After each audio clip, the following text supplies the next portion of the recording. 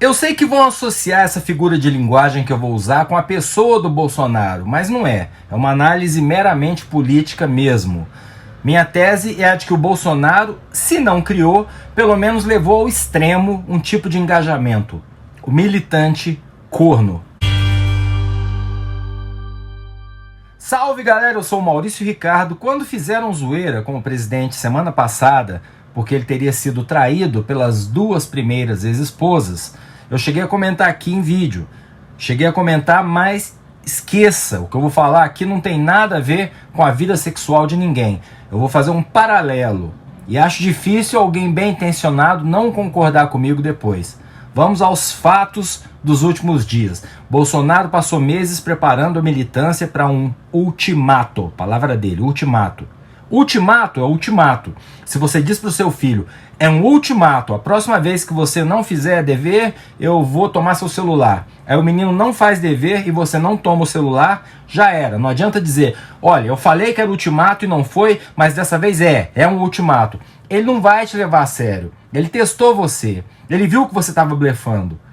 Agora que eu usei esse exemplo menos agressivo, vamos transferir essa lógica para a vida a dois dos casais monogâmicos. Não estou falando de ninguém especificamente, estou falando de todo e qualquer casal que prometeu fidelidade um para o outro. Lembrando que existem outras composições. Se você não está pronto para ser fiel, a monogamia não é para você. Melhor tentar um relacionamento aberto. Ou você pode chifrar à vontade, mas correndo o risco de ser descoberto e perder a pessoa que você ama por causa de uma aventura sexual. Eu até brinquei dia desses numa paródia que eu fiz do Marcos Rogério defendendo o presidente da acusação de chifre.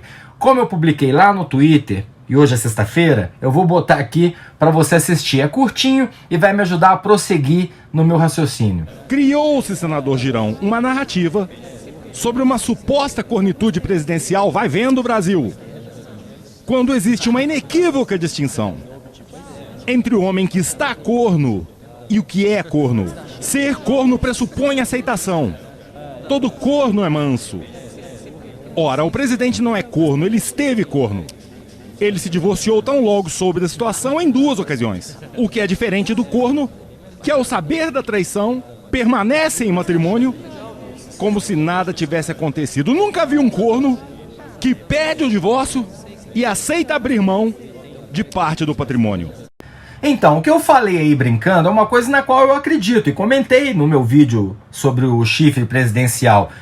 E é uma lógica simples, ninguém sabe o que se passa na cabeça do outro, ninguém pode ser responsabilizado ou ridicularizado só porque foi traído. Eu acho que o corno, que merece ser chamado de corno, é aquele que, sabendo da traição, continua com a pessoa. E na maioria dos casos faz ginástica mental para justificar a sacanagem sofrida por ele mesmo. Eu já vi gente que um dia jurou que jamais aceitaria a traição, aceitar dizendo, mas também eu realmente andava focado demais no trabalho, ou ela ou ele não estava bem, aquilo foi um surto, a gente buscou terapia e está resolvido e tal. Mais uma vez, isso tudo pode realmente acontecer. E a escolha de perdoar, o gesto do perdão, é nobre. Mas em boa parte dos casos, a pessoa se apega a qualquer justificativa, não porque acredita na justificativa. Se apega porque não sabe mais viver sem a outra pessoa. E se a outra pessoa souber disso, vai fazer a coitada da vítima de gato e sapato. Vai continuar chifrando. Chifrando, se justificando e sendo perdoada.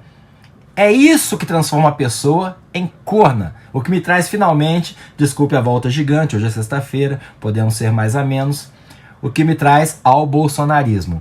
O que aconteceu essa semana? Bolsonaro reuniu centenas de milhares de pessoas em todo o Brasil no dia 7 com uma pauta clara. Ele pediu a cabeça do Alexandre de Moraes. Ele disse que se o STF não entregasse, ele iria ter que agir. A militância, embaixo do palanque, gritou em coro: "Eu autorizo! Eu autorizo!"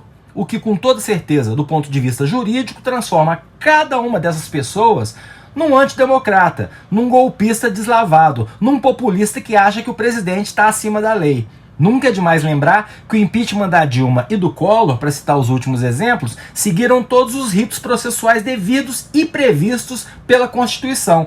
A Dilma teve que ouvir um por um dos deputados votando, xingando e saiu pela porta. O que o Bolsonaro prometeu na Avenida Paulista e na Praça dos Três Poderes foi um ultimato contra o Supremo Tribunal Federal. É golpe. Vamos lembrar que antes ele já queria voto impresso e impeachment do Alexandre de Moraes. Seguiu as vias legais, foi à Câmara e ao Senado, respectivamente, perdeu nos dois casos, era para botar o ponto final e vida que segue. Mas não, ele fez empresários gastarem milhões fretando ônibus, ele fez gente acampar na frente do STF e essas pessoas esperavam dele um golpe. Ou elas foram para lá pensando assim, ao ver a massa os ministros vão fugir, mas se não fugirem, valeu, vida que segue, foi uma tentativa. Não, ninguém estava ali para brincadeira. Tanto que os militantes não acreditaram quando viram um Bolsonaro de voz baixa pedir para os caminhoneiros, poxa, liberem as rodovias. Tanto que ontem à tarde, até os defensores mais ferrenhos do presidente estavam em estado de choque, tirando Augusto Nunes, talvez. Constantino, Alan dos Santos, Carla Zambelli, a galera estava arrasada com a arregada do presidente, que teve que buscar o Temer em São Paulo de avião para escrever cartinha. Mas a dor é muito grande, gente. Existem pessoas conservadoras de extrema direita que estão regando o bolsonarismo desde 2011. Eu tive site invadido por eles nessa época. Para essa gente é muita dor, uma dor maior do que eles podem suportar, ter que admitir que o presidente deles é um covarde. Que toca o terror no Brasil e depois se recolhe. Toca o terror, o bicho pega, ele se recolhe. Não é nem um pouco diferente da dor de uma pessoa que é confrontada com mais de um chifre da pessoa amada, mas não consegue romper, porque ama demais. O bolsonarismo, um dia lá atrás, era um sonho sólido. Tinha Sérgio Moro, que eles achavam que era herói, tinha o MBL, que trouxe um monte de jovem descolado para o grupo e rejuvenesceu aquelas ideias retrógradas e reacionárias, tinha um monte de youtubers descolados, e o próprio Bolsonaro tinha a imagem de homem durão, até grosso, mas honesto e de princípios inabaláveis. A gente sabe que era o início de um sonho para eles, mas que deu tudo errado, como diz o meme. Então, por quê? Mesmo tendo que pedir socorro para o Temer para intermediar a crise, mesmo traindo aquela multidão que torrou no sol e dormiu mal para encher o 7 de setembro, mesmo decepcionando os caras que queriam entrar com caminhão e tudo no STF, não bastou mais que um dia, de ontem para hoje, para o Bolsonaro passar de arregão para estadista. Eu explico. Ontem eles estavam em choque, não tinham uma explicação. Os golpistas foram traídos pelo cara que convocou o golpe. Mas as pessoas que movimentam os bastidores e manipulam a massa, em conluio com os comentaristas bem pagos para puxar saco, reescreveram a narrativa e começaram a dizer que aquela regada pública, e surpreendente até para quem já achava ele banana, foi um gesto de estadista.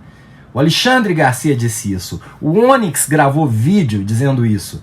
Ontem, já na live, o Bolsonaro viu que estava queimado e tentou minimizar a carta, que era uma carta à nação assinada por ele e elogiando o jurista Alexandre de Moraes, que no dia anterior ele tinha chamado de canalha. Hoje de manhã ele disse no cercadinho, alguns querem que eu degole todo mundo, mas hoje não existe isso, o mundo está integrado, todo mundo está ligado a todo mundo. É mesmo. Descobriu a globalização? Já é um avanço. Mas chamar de gesto de estadista, o ato de arregar, a palavra é essa, depois de ter dado um ultimato, me desculpem, é corno político, é militância corna, buscando qualquer justificativa para não ter que romper com o mito. Essa é a essência de ser corno, é ser traído e aceitar. É claro que é muito melhor esse final do que tanques cercando o STF e o Congresso, mas nós que podemos um dia ser corneados, mas não nos julgamos cornos, estamos cansados. Tanto do golpismo quanto da hipocrisia dessa turma, que continua achando que Bolsonaro e a família rachadeira dele é honesta. O eleitor do Maluf, por exemplo, adotava o slogan "rouba, mais faz". A maior parte dos eleitores do Lula, que também tem muito fã corno, sabe que houve roubo bilionário no governo, compra de parlamentares, caixa 2 envolvendo empreiteiras e obra superfaturada.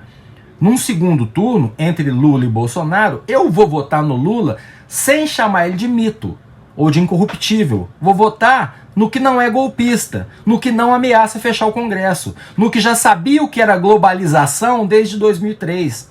Tinha ótimo relacionamento com líderes mundiais. My man, o cara, segundo Obama.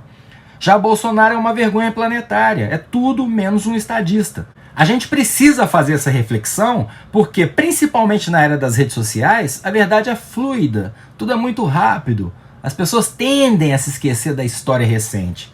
Mas o ponto aqui é a velocidade e a facilidade com que o eleitor bolsonarista cria uma narrativa para o fracasso e para o vexame do Bolsonaro. Porque tem gente que consegue votar sem chamar o cara de mito. Tem gente que vota achando que é mito, mas se não for, admite. Pô, dancei. Mas só militante corno aceita passar vergonha de continuar endeusando um político medíocre. Mais do que isso, um político incompetente e sem sensibilidade que causou a morte de centenas de milhares de brasileiros na pandemia. Mortes que poderiam sim ter sido evitadas. Me desculpe, viva a democracia, mas pelo amor de Deus, bolsominion, tenha autoestima. Arranje outro nome na direita. Larga esse homem que só te machuca. Sai dessa relação abusiva. E antes que alguém me diga, mas tá aí defendendo o Lula, é corno também? Eu não. Nesse momento, com o Lula, eu tô vivendo relacionamento aberto. Me interessa, como cidadão, tirar o Bolsonaro já no primeiro turno e essa chance pelas pesquisas é real. Já sei que dessa vez eu quero alguém de centro-esquerda para esquerda. A direita brasileira fracassou miseravelmente, está de castigo. Se lá na frente eu quiser ficar com outro, a escolha é minha. Eu sou Maurício Ricardo, inscreva-se no meu canal, ative as notificações, deixe o seu like ou o seu dislike. Seu comentário é muito importante, seja você um corno político ou não. Desculpe a brincadeira, desculpe o tom, sextou, tem uma pandemia aí fora. Se resolver sair, use máscara. E meu mais profundo agradecimento a todos os profissionais de saúde.